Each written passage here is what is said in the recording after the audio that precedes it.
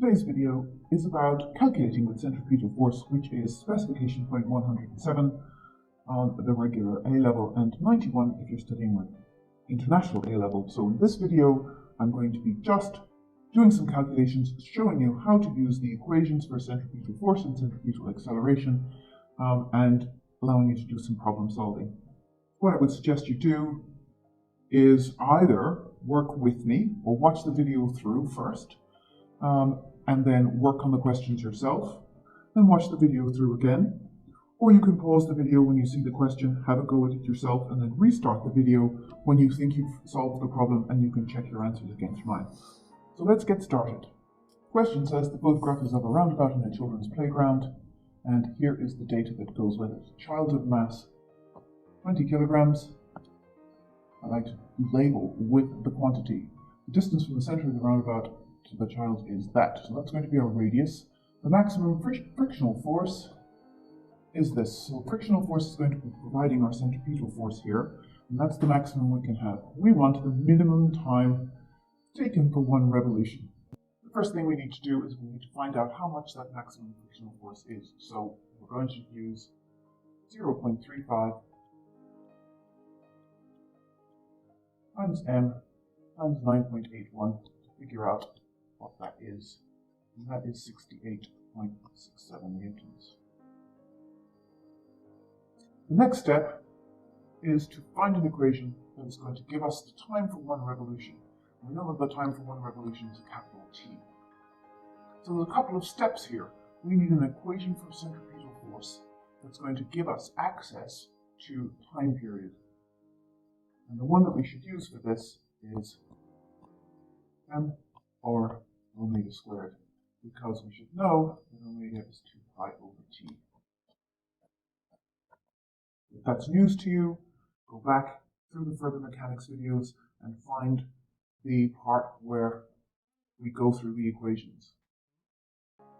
That means then that 68.67 will be equal to 20 times 0.8 times omega squared, giving us an omega squared of 4.29 and an omega of 2.07 rads per second. Since omega is 2 pi over t, that means that t is 3.03 seconds. Okay, state and explain how this time would change if a child of larger mass sat at the same place in the roundabout. Okay, we were using the equation F is equal to mr omega squared. That means that omega squared is equal to F divided by mr. We know that omega squared is related to t by the equation that we had up here. So if m increases, that means the value for omega squared decreases. And that means obviously that the value for omega decreases. Since omega is 2 pi over t, if omega goes down, t is going to go up. Now, in an A-level exam, you should not strictly use arrows like this. You need to explain in words. What I'm doing here is some problem solving. I'm trying to get you to see the connections between them. But if you're practicing your exam technique, you would write this out in words. Our next question. There's a car going down into a dip, constant speed, mass m. It's shown at its lowest point, the center of gravity. It's moving with the speed v. There's the radius of the circle r, and the center of the circle is that point O. Here is the free body force diagram showing the vertical forces acting on the car. Complete the following sentences to describe the upward force R. Now, R, you have to be very careful with this, because in maths, in mechanics and maths, this is often taught as just being the reaction force. But of course, in physics, the reaction force is any Newton's third law pair force with any other force. So you have to name these properly. And this is the normal contact force. And that is the official name of it. Make sure that you call it that. Exerted on the car by the ground.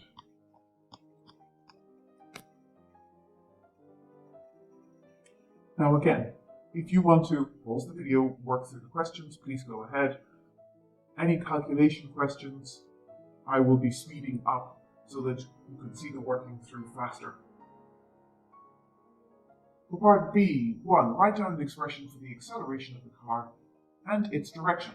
Now, we have a couple of expressions here, but the best one, of course, is to use the variables that were given in the question. So we're going to use v and r here, and our acceleration will therefore be v squared over r. And its direction is towards O, the center of the circle. Our next task is to explain why this force r is given by v squared over r plus mg. So we're trying to explain why it is that r is equal to these two expressions added together. If we remember back to the centripetal force video, in this situation, the centripetal force is being provided by the force that points towards the center of the circle. In this case, that is r, our normal contact force. And we also know that not only does r provide the force that's keeping it to the center of the circle, but it is also, at the same time, balancing the weight of the car. And then we have to be able to explain this.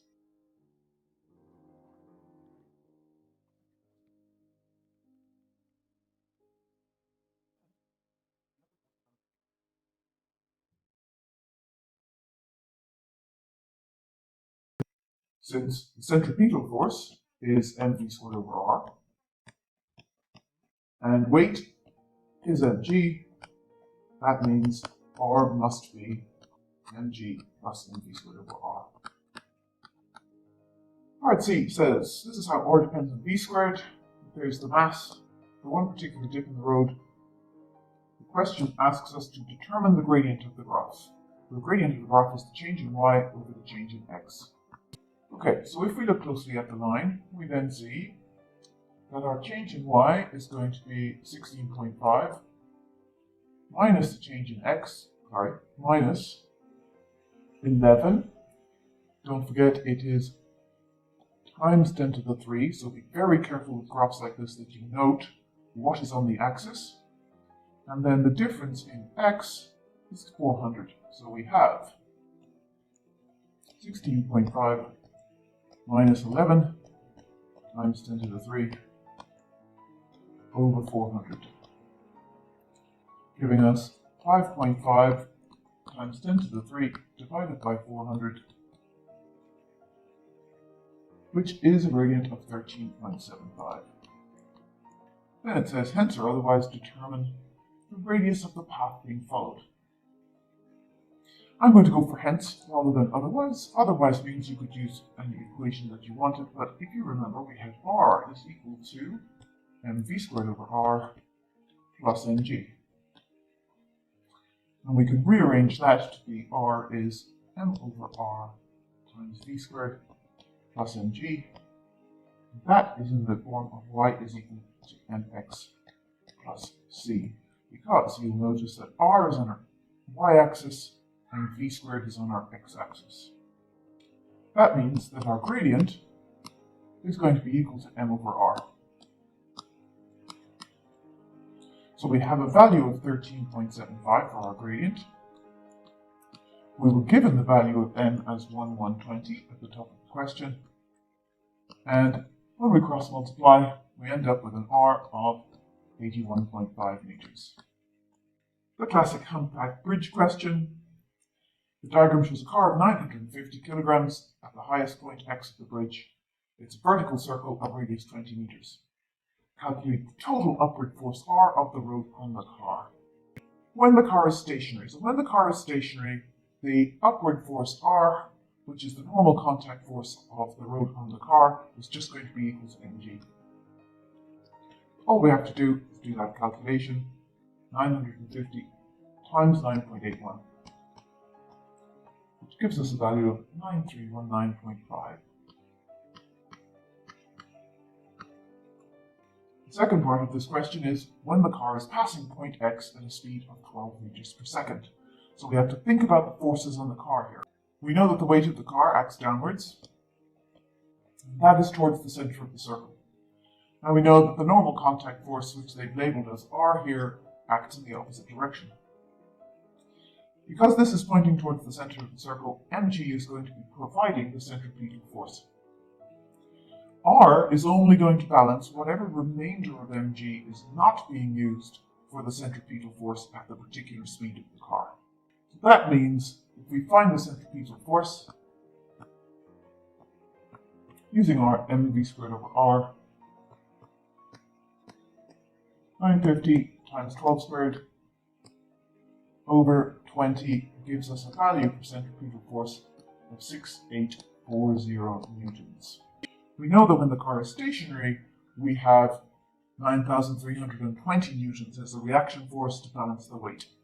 When the car is moving, that reaction force doesn't balance the whole weight, it only balances the difference between the weight, or 9,320 or thereabouts, and the amount of mg that is required to keep the car in the circle. So we have to subtract these two numbers. So 9,315 minus 6840, 2479.5 newtons, which we'll just call 2480. Final part of the question, the car was repeatedly driven over the bridge at gradually increasing speeds.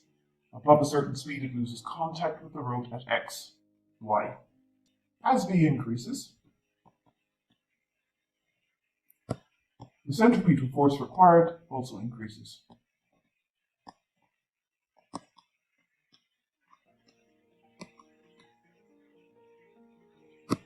That means that the amount of mg that is being used to keep the car in the circle is greater, and therefore the amount of normal contact force needed to balance that part of the mg remaining decreases.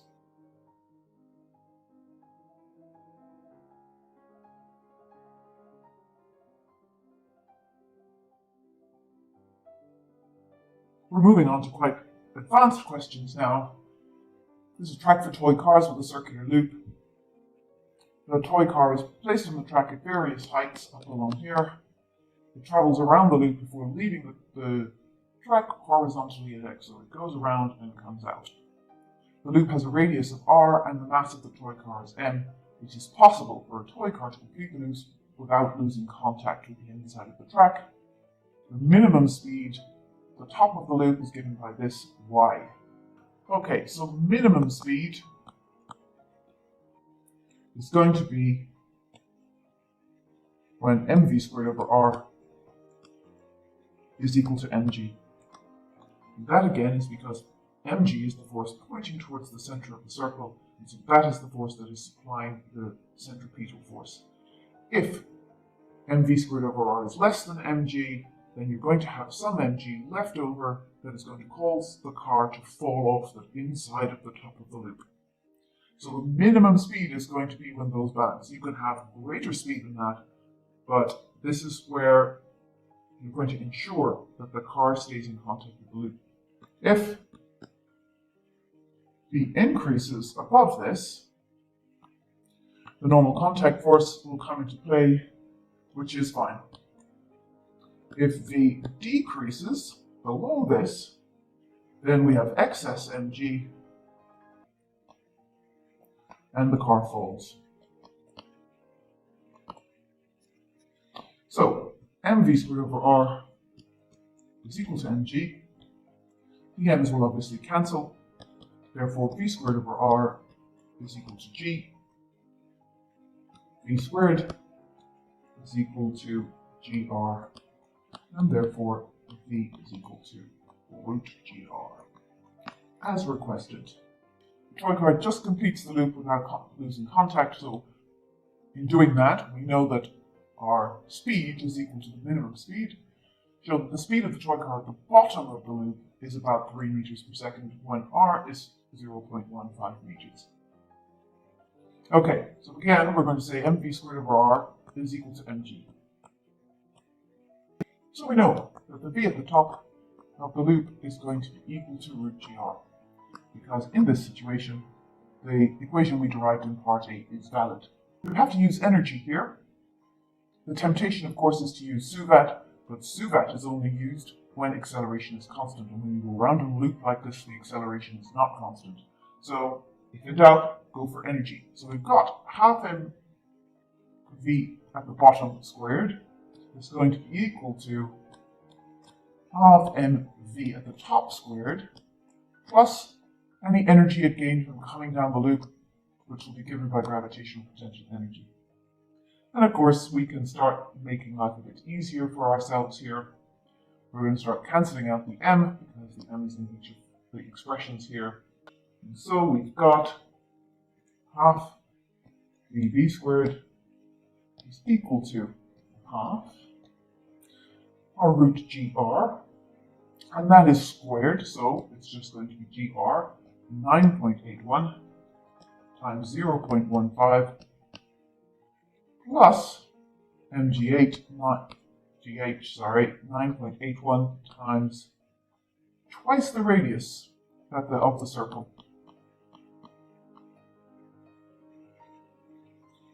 You get your calculator out, and you do all of that, you end up with vb squared half vb squared of 3.67 and some change, giving us vb squared of 7.35 and some change, leading to a v of 2.71 meters per second, which is indeed approximately equal to 3. The last part of this question is about projectiles. So we might as well continue here. We could draw the particular situation. The toy car leaves the track at x with a horizontal velocity of 3 meters per second. So it's going off at 3 meters per second. It is 0.65 meters above the floor. We want the horizontal displacement of the car. With all projectiles questions, you've got to remember that time is the only thing that both horizontal and vertical velocity have in common. So your goal is going to be to find the time that it takes for this motion to happen. So if we do vertical first, because we have more information about vertical, we know that our u is 0 vertically. We've got our a at 9.81 meters per second squared. Our vertical distance is 0.65 meters. And so we're after time. And we'll use the equation s is equal to ut plus a half at squared. 0.65 is equal to 0 plus a half on 9.81 t squared, giving us a t squared of 0.13-ish and a t of 0.364 seconds. So now we know that's the time it's traveling in the air for. If it's got a horizontal velocity of 3 meters per second, and unless it tells us otherwise, we assume that there is no horizontal acceleration. We can now say that horizontal displacement is horizontal velocity times time, which is 3 times 0.364 seconds, giving us 1.09 meters. And that is how it's done. In my Patreon videos, I'm going to be doing more examples, more exam tips. So have a look at that. If you fancy becoming a patron, there are levels. You can sign up for notes, you can sign up for extra videos, you can sign up for questions and solutions, whatever it is that you need. Until the next time.